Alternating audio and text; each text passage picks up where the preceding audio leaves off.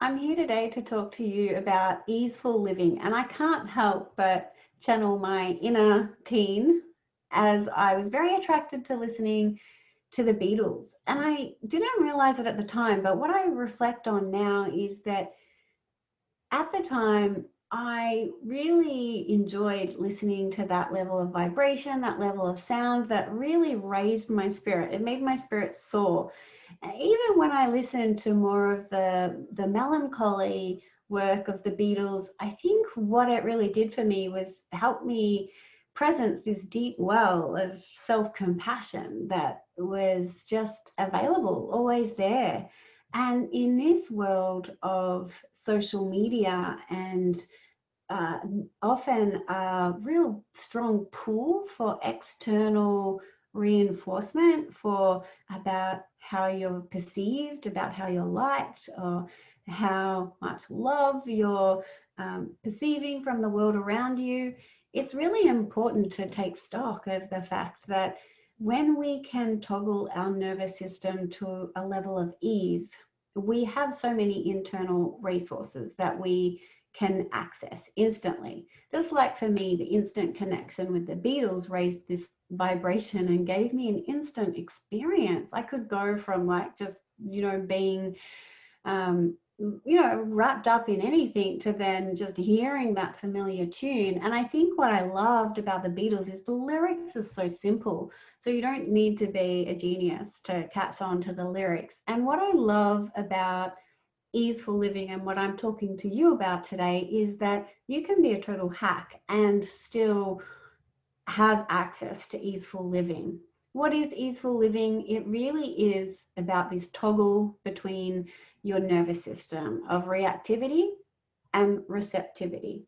And it is very easy to meander into the unconscious world of reactivity. Some people call it Groundhog Day or autopilot mode. And what tends to happen when we're in that mode is there's no level of feeling awake or being alert to our surroundings. And we often miss opportunities for having deeper connections in our relationships or simply feeling on purpose and on track in our day. And often we're wishing that we were spending time doing other things when we're in that state of reactivity. What it also does is it toggles the nervous system more to stress, overwhelm, and anxiety. And when we're in that state, there's a hypersensitivity. It sends the chemicals of cortisol into excess. And cortisol is a good cop. It's typically meant to chill and hang out and not really be called to action.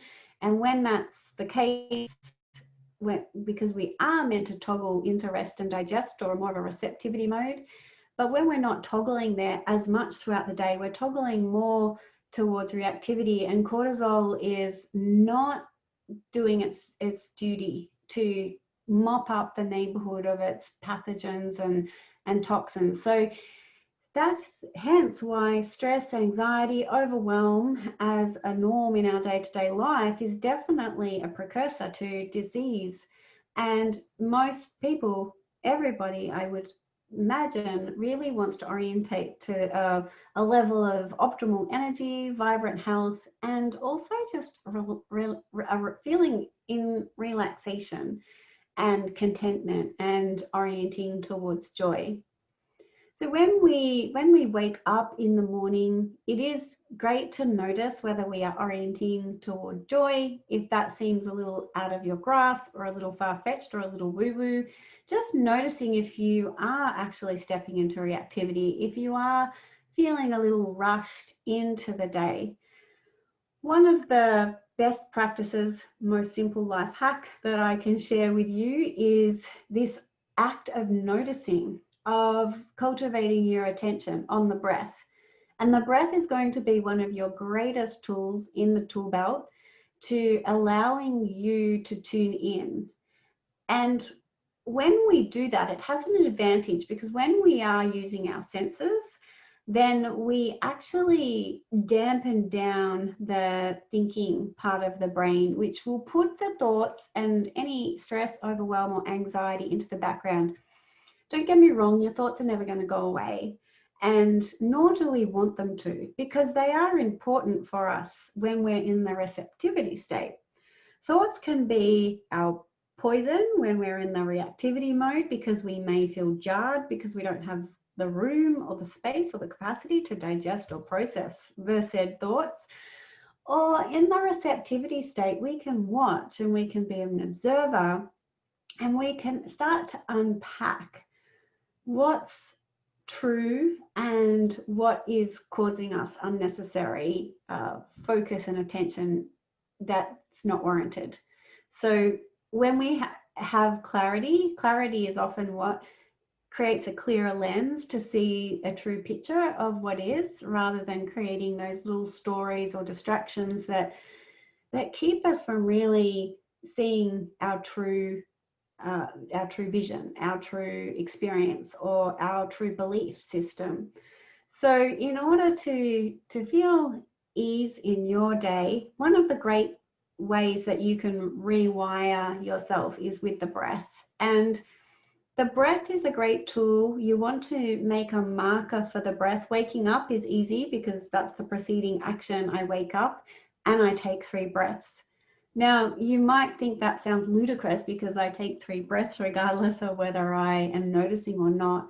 But the key is the noticing, is having the attention and the awareness on the breath. And when I shift into that, when I have a marker throughout the day, I often have junctions in the day where I think, oh, have I stopped for my breath? Have I stopped to notice my breath? Have I stopped to just sit and observe? And when I'm in that state, I'll often put my hands on my heart and I'll often get feedback. Oh, wow, the heart rate is a little higher than a resting heart rate. And just that simple act of noticing and feeling the breath, feeling the rise and fall of the chest, and then noticing the physiology, you can actually witness this slowing down of the physiology. It's called biofeedback. And it's just the act of being conscious and harnessing your attention and your awareness on the breath and on the feelings in the body that you can actually toggle that nervous system back into that state of receptivity. When we're in receptivity, it gives us the opportunity to deeply connect in our relationship with ourselves and with others. And I know for most people who are caught up in this treadmill of autopilot or overwhelm, there's a disconnect. There's a disconnect from the body. There's a disconnect from what you truly desire to feel. And even though logically you know you want to snap out of the cycle of stress or anxiety or overwhelm, thinking your way out of it is just not the right way to go, despite that's the logical part of our mind that guides us to do that. It's the cycle of stress to try and think more, think our way out of it, but it just perpetuates that cycle, and it creates that state in the physiology that ends up into that state of dis-ease eventually over the longer term. So when we can be more receptive and noticing the breath using markers throughout the day, another good example is perhaps like hopping into the car and putting the key in the ignition. It triggers that moment of awareness, noticing the breath. And you may actually notice that it actually changes the trajectory of your day. Sometimes for me, I'll pause and then I actually realize I need to stop what I'm doing, what I'm focusing on, and go for a walk, or just sit on the meditation cushion. And when I do that, I actually end up solving some pretty great problems, or actually having some pretty great ideas, or actually feeling an increasing desire to be in my relationships and not to be so contracted and isolated. So when we're in easeful orientation to life, when we toggle to receptivity, there is an experience of expansion. And we are designed inherently to experience that. But with the utopia of technology and modern living and climate control and artificial lighting, it comes with a downside. And one of those downsides can be a disconnect from nature, a contraction because we become hyper focused, because we've got more opportunity to be switched on, plugged in, and distracted every minute of the day. So it's very important to intercept that. The technology and the creators behind the technology are very persuasive, and they have created this technology to be very sticky. So you want to make sure that you don't get caught up in the stickiness of that, that you want to make sure that you can actually create space, create ease by unplugging. And it only needs to be a minimum of 1 minute, really. You can try it now. You don't have to take my word for it. You can pause, you can just take a minute, and you can just notice your breath and appreciate what it feels like to have your attention on yourself. It's very simple. It's a very simple idea. The beautiful thing about the breath is it is with you 24 hours, 7 days a week. You can't leave it behind. So having a marker is important, and we can use technology. We can use our smartphones to set a day, like an interval timer throughout the day. That's just checking in to say, have you paused? Have you stopped today? Now, one of the benefits to sell this idea to you is that when we stop and pause, we become smarter. We become more intelligent. Why? Because we have this deep well of intelligence that is not necessarily connected to the brain. We have an intuitive body, and we have neurons in the gut. We actually have neurons in every cell of the body that provides us feedback. So when we are getting too caught up in the mind and reacting and responding reactively in the day, then we miss out on the opportunity to really attune and hear a deep level of wisdom that is already within us. So using your breath throughout the day is really the key step that I want you to really take into your day. And then obviously we have 5 senses. So the receptivity to the breath can really be paired nicely with the feeling side of our sensory self, and really feeling the space that you can create inside your body through the breath. We can become quite restricted with the breath and the posture and not be aware of that. So when we notice the body and we feel the breath, we can actually increase the capacity of the breath, and that again sends feedback to the nervous system to toggle more towards receptivity than reactivity. The other way we can use the senses of feeling is to actually feel our posture, feel our body and our orientation to the earth. And you can do that now, whether you be seated or whether you're standing, and just feel the weight of the sit bones or the weight of the feet moving down into the earth, and just notice that downward direction of the weight. And be mindful that that weight can also be yielding in an upward direction as well. So as the weight and the gravity moves down, use the inhalation to yield, lift up, expand the body, feel the space within the body. And notice when you do that, are you actually noticing that perhaps there's a little bit more space between the thoughts? That then there becomes a little bit more awareness of the space around you. And this can be hugely practical in the sense that it really can actually help you minimize accidents and bruises, because you're not banging into furniture, you're not rushing around and having no spatial awareness.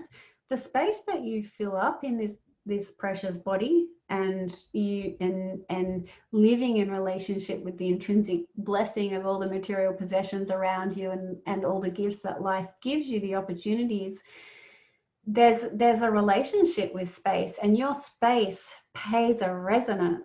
So just another thing to think of in terms of easeful living, how you design your environment, and that really brings us into all the feeling aspect of the senses as well, because you want to feel beautiful, you want to feel inspired, you want to feel in balance. And so if you're living in a very cluttered environment, of course that's going to pull you away from that easeful receptivity and balance. if you are not using your visual senses to inspire beauty, and one of the best ways that you can do that is nature. And getting a good dose of nature each day is so important. Again, even if it's as little as 1 minute, but going out and getting your feet on the earth, witnessing the horizon, witnessing a sunrise or a sunset, just watching the clouds go by, it's really going to toggle the nervous system more into rest and digest and ease. And it's going to help you cultivate a great depth to your experience. And that can be compassion, it can be joy, it can be peace, it can be contentment. It may also be that it allows you to deeply feel any negative emotion or experience that recently has been experienced. And because when we don't have that space or that receptivity to deeply feel, then we don't get to break down and process and digest experiences or feelings in the body. And so as a result of that, we can then get this accumulation of negativity building up within the body.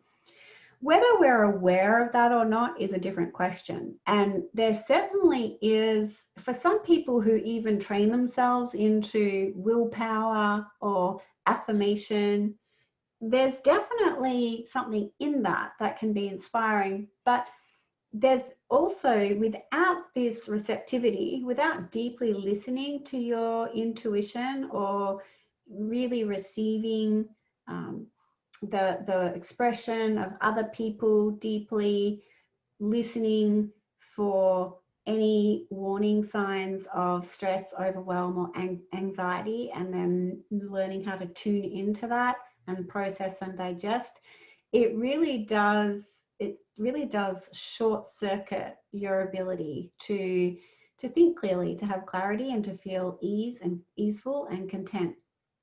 So in terms of nature, even when it's hard to break that cycle of stress, when there's perhaps some limiting self-talk or just like difficulty in snapping out of a funk, when you can put yourself in nature, there is a resonance in its perfection, that nature has a positive vibration.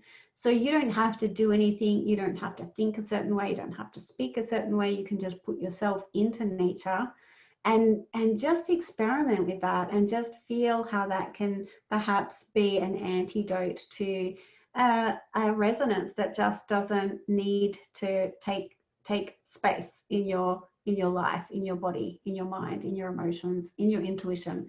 Because the more space that we can make for our best self, our inner wisdom, our expression, our creativity, giving our unique gifts into the world through our business, through our work, through raising a family, through caring for our elders, for caring for our community, for volunteering.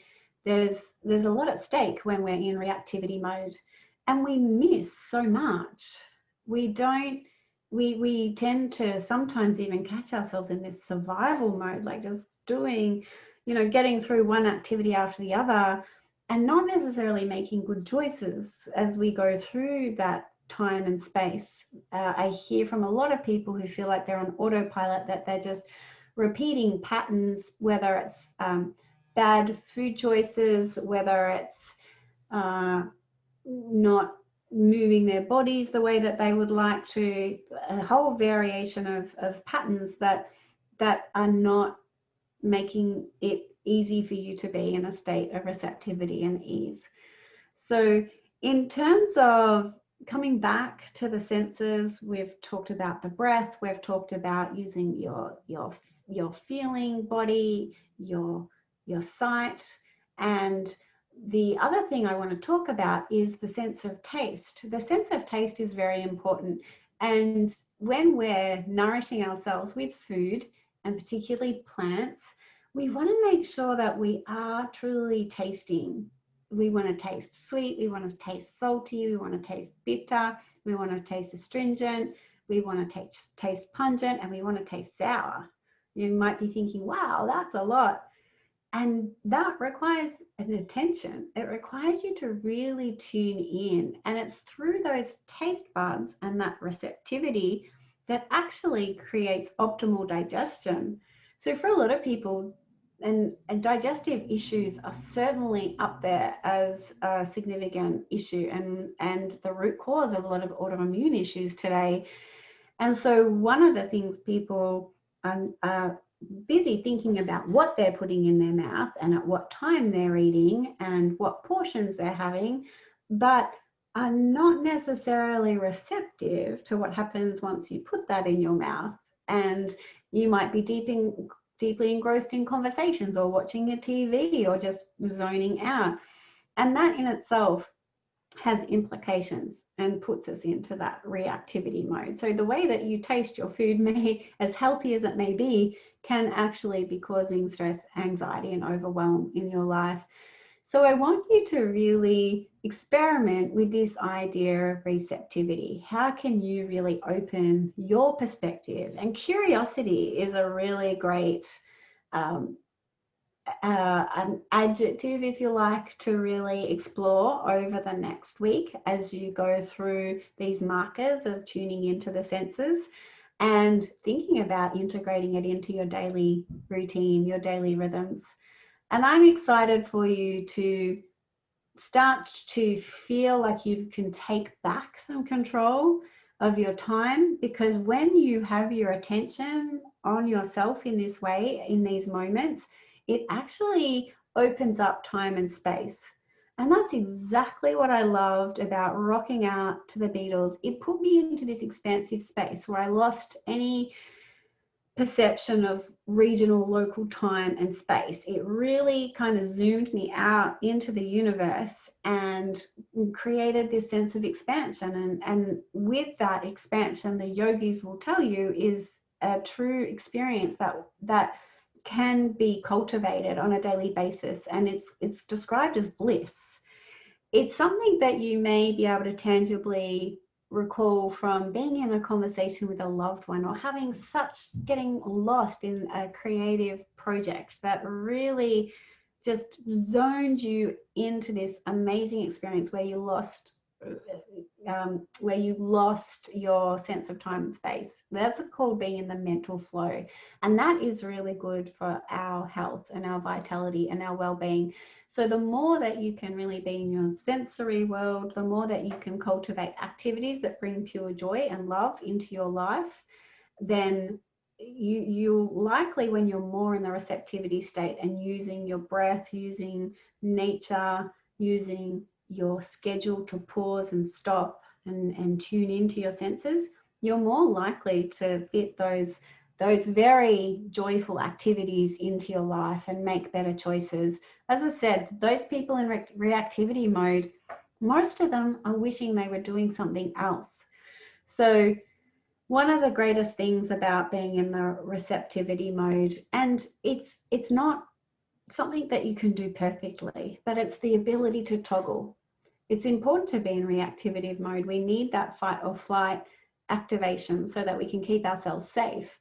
However, we want to toggle, and we want to toggle with great clarity, and we want to be able to control that toggle to a certain amount. And it's through being awake and alert and conscious about how we're using the senses. One of the favorite things for using the senses and orienting towards easeful living is having a deeper essence in how you can actually hear others. And hearing the essence behind the words, deeply listening. Many of us as parents are very busy and multitasking and often are listening, but not really listening to our children. And that may be the case for you as well at work or in your community. You know that this is something that happens, that we listen, but we're not really truly listening. The other side of that is that as we're in receptivity mode more as a practice, we do tend to better articulate. We tend to be more connected with our speech to truly reflect our true beliefs and values and be truly responsive to the people who we're delivering the speech to. So easeful living has definitely got a high return on investment, and this toggling from reactivity to receptivity is definitely a worthy cause. So I do hope that you'll take something away from tuning in, and hopefully that is an easeful living campaign, setting a reminder in your smartphone to stop, press the pause button, tune into the breath, hear what you can hear in nature, see what you can see in nature, move your body, feel the breath, receive the earth, and let yourself raise your spirit and rock on.